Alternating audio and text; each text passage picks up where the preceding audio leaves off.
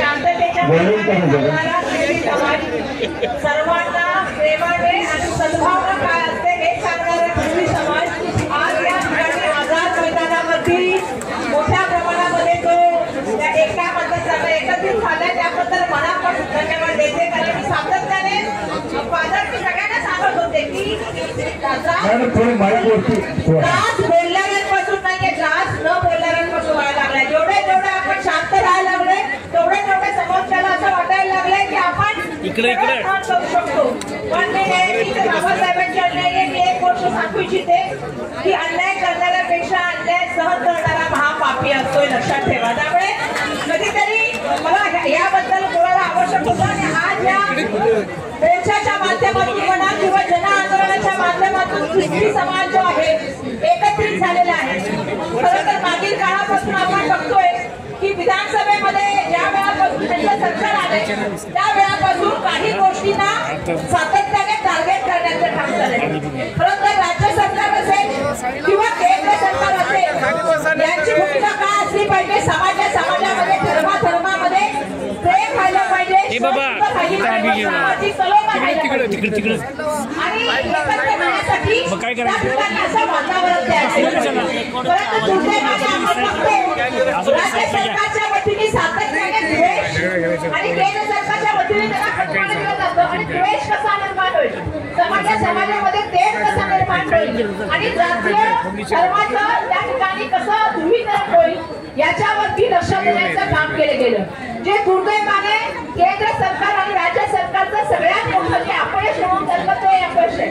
खरं तर प्रभूने आम्हाला शिकवलं माफ करा, प्रभूने आम्हाला शिकवलं की सद्भावना प्रेम लोकांना द्या, पण दुर्दैवाने आज मला या ठिकाणी सांगायला पाहिजे जाती धर्माचं राजकारण निर्माण करून समाजामध्ये तेढ निर्माण करून आता नवीन सुरू आहे भाषेमध्ये आणि ज्या विषयाने खरं तर लोकांना नोकरी असेल या ठिकाणी महागाई असेल उद्योगधंदा असेल या बाबतीमध्ये चर्चाने करतात द्वेष पसरण्याचं काम केलं जाते। मी तर देवेंद्र फडणवीसजींना म्हणू इच्छिते या ठिकाणी की आपण राज्याचे मुख्यमंत्री आहात, आपली जबाबदारी आहे की राज्य त्या ठिकाणी सुरक्षित राहिलं पाहिजे, राज्यामध्ये शांतता नांदली पाहिजे, राज्यामध्ये सामाजिक सलोखा नांदला पाहिजे, एकत्र राहिलं पाहिजे।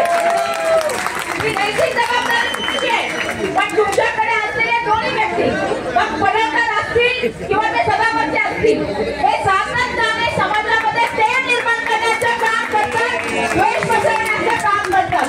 मला पडळकरांचं तर मी एवढं बोलू इच्छिते की पडळकर हा ख्रिस्ती समाजावर बोलतायत, म्हणजे काय काय वेळेला मला कळत नाही माणसाची औकात किती असते आणि किती बोललं पाहिजे मोठ्या व्यक्तींबद्दल बोलतात, त्या ठिकाणी संपाबद्दल बोलत होते मधल्या काळामध्ये एसटीच्या काय झालं आता दुसरं सरकार काय झालं नाही आणि आज समाजाबद्दल बोलायला लागले। समाजाला तुमच्या ओपिनियनची आवश्यकता नाही, समाजाला पडळकरांच्या ओपिनियनची आवश्यकता नाही आणि समाजाला पडळकरच्या सर्टिफिकेशनची पण आवश्यकता नाही। त्याने सांगावं की तुम्ही 2 लाख हातपाय तोडाल 5 लाख जीवे माराल 11 लाख काय झाले देवेंद्र फडणवीसजी तुम्ही या राज्याचे गृहमंत्री आहात, मुख्यमंत्री आहात, जाहीरपणे तुमचा आमदार लोकांना धमकी देतो आणि ते फुटून घेता असं चालणार नाही। या देशाचं संविधान आहे, या देशाचं संविधान आहे, या देशाच्या संविधानाने प्रत्येक व्यक्तीला त्याला अधिकार दिलेले न्याय व्यवस्थेचा अधिकार, संरक्षणाचा अधिकार, कोणाच्या जीवावर ही मंडळी एवढे मोठ्या गोष्टी बोलतात। माझं पडळकरांना सांगणं आहे सातत्याने तुम्ही एखाद्या व्यक्तीवर टीका करत असता, जरा काय झालं की तुम्ही एखाद्या म्हणजे जाणकारांना कमी करण्यासाठी पडळकरांना आणलं, पण पडळकरांना आवरा मुख्यमंत्री महोदय एक दिवस तुमचं सरकारच पाडण्याचं काम काय ते कोणी बोलावं आणि किती बोलावं, म्हणजे कोण बोलतोय आणि किती बोलतोय। सूर्याकडे बघून थुकला ना तर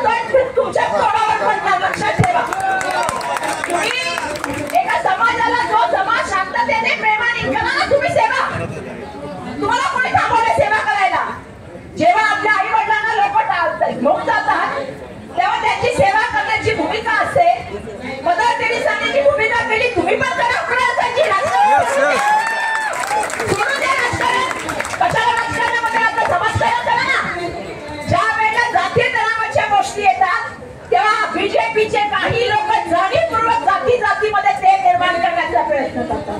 खोट्या गोष्टी बोलतात, रेटून बोलतात, त्याचं नाव भाजप आहे. लक्षात ठेवा, खोटं बोलायचं पण रेटून बोलायचं.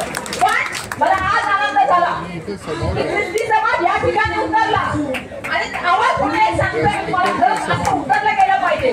दुर्दैवाने आपण काय शांतता मागतो, आपण विचार करतो की आपण यामध्ये कुठल्याही तऱ्हेने क्षमा तर घडलं की प्रभूने सांगितलंय त्यांना माहित नाही ते काय करतात, त्यांना क्षमा करा.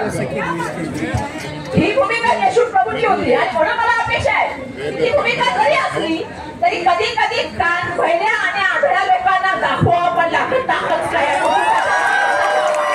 हे आढळ्या पहिला मुख्य सरकार आहे. या सरकारला कळतच नाहीये. कारण काय दुर्दैवाने झाले की मूलभूत प्रश्नाबद्दल बोलायचं नाही. म्हणजे काम मी बघितलं त्या ठिकाणी शिक्षकांचा मोर्चा होता. परवा मी आले जे आमचे संत कक्कैया आर्थिक विकास महामंडळाचा मोर्चा होता. मराठी भाषेच्या संरक्षणाचा मोर्चा होता. अरे तुम्ही ह्या प्रश्नाबद्दल बोला ना, सामाजिक विषयाबद्दल बोला. आणि अशा लोकांना जे प्रमोट करण्याचं काम झालेलं आहे त्यांना वारंवार बोलण्यासाठी मंच देण्याचं काम झालेलं आहे. बीजेपीने ते थांबवलं पाहिजे.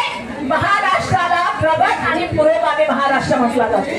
इथे छत्रपती शिवाजी महाराजांचा महाराष्ट्र आहे. शाहू फुले आंबेडकरांच्या महाराष्ट्रामध्ये संविधानाचं राज्य राहणार. इथे कोणाचं राज्य राहणार नाही. आणि त्यामुळे अशा धमकी देणाऱ्या माणसांना मला सांगायचंय आम्ही तर माफ करणारी मंडळी आहे, आम्ही शांतता मांडणारी मंडळी आहे.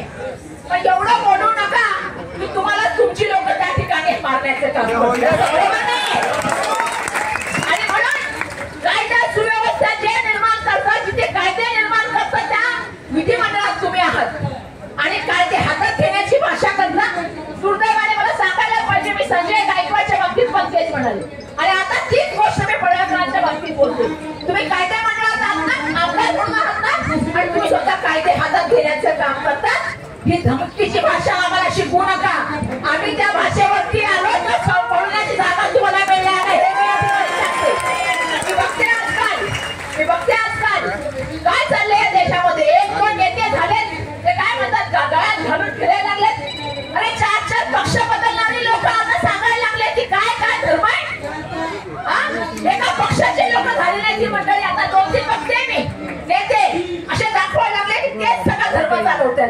धर्म तरी कळला का तुम्हाला? त्या धर्माबद्दल तुम्ही बोलता.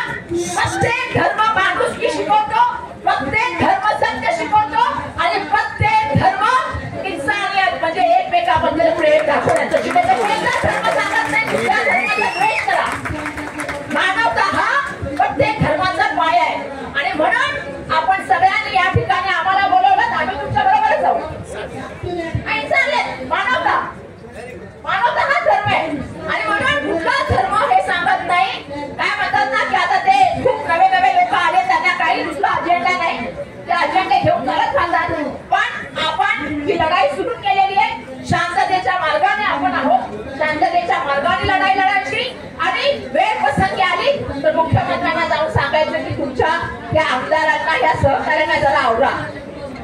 ते खूपच जास्त बोलायला लागले. म्हणजे मी बघत होते पहिले 1-2 आता नाव वाढायला लागले. दिवसेंदिवस लिस्टची नावं वाढायला लागले. त्यामुळे जर सरकार स्वतः कायदा व्यवस्था ठेवू इच्छित नाही तर मला एक प्रश्न विचारायचा आहे. अशा सरकारला येणाऱ्या काळात त्यांची जागा आपण दाखवण्याचं काम केलं जाईल हे पण या ठिकाणी सांगते.